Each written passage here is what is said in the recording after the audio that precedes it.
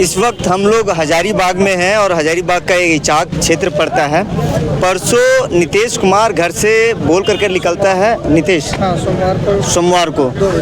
सोमवार को नीतीश कुमार 2 बजे बोल करके निकलता है कि जल्द ही वापस लौटेंगे, पर लौट नहीं पाता है और मंगलवार को संदेहास्पद स्थिति में उसकी शव बरामद होती है।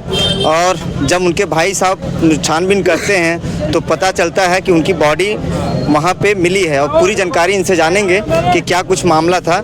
क्या नाम हुआ आपका? मेरा नाम सुभाष कुमार मेहता हुआ। मेरा भाई वो था नीतीश कुमार। तीसरा नंबर में हम लोग 4 भाई होते हैं। मेरा ग्राम जमुआरी हुआ, पुष्करियापुर इचाक थाना हुआ।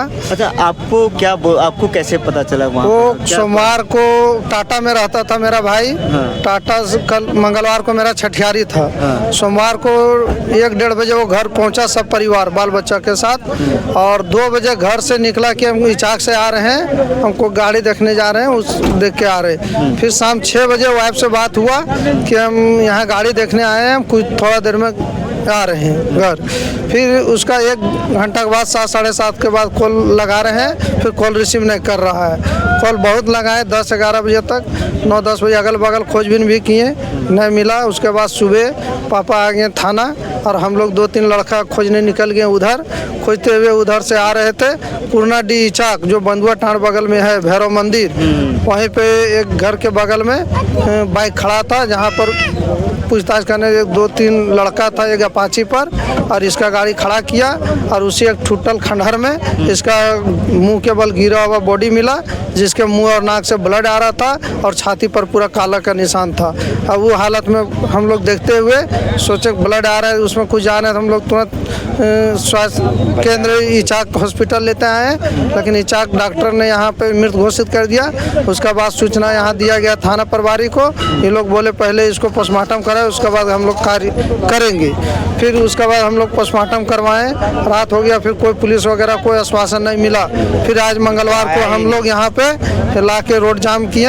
हम लोग की मांग यही है कि पहला कि जो दोषीवार जो लड़का लोग मर्डर किया है, मारपीट किया है, उन लोग पर कड़े से कड़े सजा हो, उन लोग के फांसी दिया जाए। और दूसरा में उसके घर परिवार बाल बच्चा बीवी को सरकारी मुआवजा प्रोत्साहन जीने खाने के लिए सरकारी नौकरी या कुछ प्रावधान किया जाए, जो जिससे उसका भरण पोषण हो।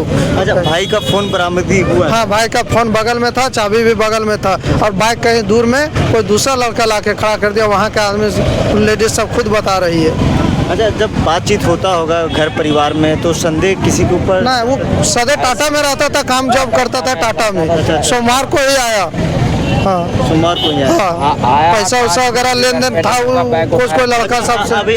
अभी जो जाम जो है आपने यहाँ पे धरना दिया था, जाम हट चुका है। क्या कुछ प्रशासन से आपकी बात हुई है? आश्वासन दिया गया कि हम जल्द से जल्द दोषियों पर कड़ी कार्रवाई करेंगे।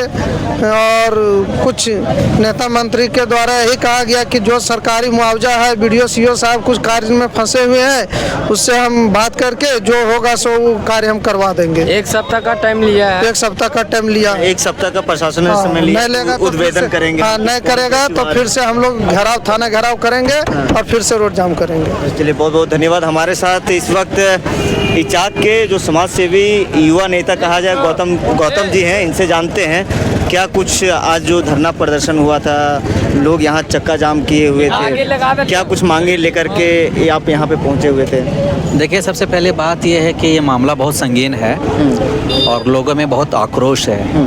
और ये आक्रोश की वजह है यहाँ पर ड्रग्स, और ड्रग्स के वजह से एक युवक का जान गया है। यहाँ पर ड्रग्स पेडलर लोग इस तरह से हावी है कि ये जो मामला है एक एक घर तक पहुंच गया है। यहाँ पर परिवार से लेकर रिश्ता से लेकर हर पंचायत प्रखंड सभी लोग त्रस्त हो गया है। इसमें मामला यही आया है कि यह जो मौत हुआ है नीतीश कुमार का, ये आपसी संजिश नज़र आ रहा है। इसके सर्किल के ही लोग किए हैं, और वो जो लोग हैं वो ड्रग्स पेडलर हैं।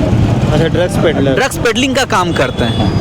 एक अधिक मात्रा में ड्रग्स बाहर से ला करके यहाँ पर लोकल लोगों में सप्लाई करते हैं। इचाक व हजारीबाग जिला में इस तरह से दुर्दशा हो गया है कि यहाँ पर एक एक पान के गुमटी में ड्रग्स मिल रहा है। एक सवाल और रहेगा, जो नीतीश कुमार है वो काम क्या करते थे आप? देखिए, सबसे पहले बात है कि वो किस चीज़ का काम करते थे? टाटा मिल में काम करते थे। टाटा मिल में काम करते थे। टाटा मिल में वो काम करता था और वो अपना भाई का जो ऐसे किसी छठियारी था, उसी के कार्यक्रम के लिए वो आया हुआ था।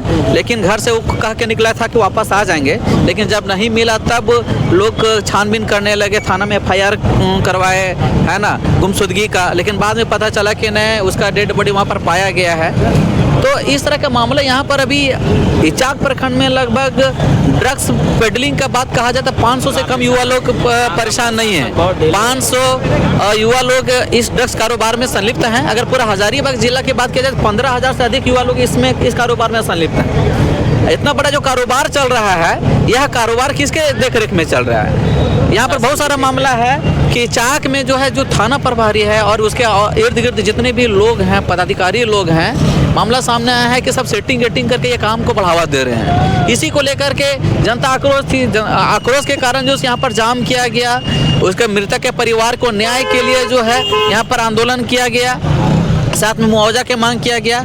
थाना प्रभारी के यहाँ पर हिदायत दिया गया कि आप 1 महीना के अंदर में अगर पूरा इचाक से नशा जुआ में जितने भी संलिप्त हैं, अगर पूर्ण रूप से जड़ से उखाड़ नहीं फेंकते हैं और परिवार को जो है ऐसा न्याय नहीं देते हैं, तो फिर से हम लोग सड़क जाम और पूरा इचाक प्रखंड बंद करने का आह्वान करेंगे। अच्छा, एक सवाल ये है, आप तो जो थाना प्रभारी हैं राजदीप सिंह, उनके साथ थे आप, और जो अपनी मांग को लेकर के रखे थे, उस पर उन्होंने क्या कुछ कहा है और कितने दिनों का समय लिया है? वो बोले कि 1 महीना के अंदर, 1 महीना तक हम लोग को रेड हंट चलेगा। इस अभियान नशा के खिलाफ में जो से रेड हंट अभियान के तहत पूरा क्षेत्र में काम करेंगे। उसके लिए कमेटी भी गठन की गई है और इसको हम लोग जड़ से उखाड़ फेंकने का काम करेंगे।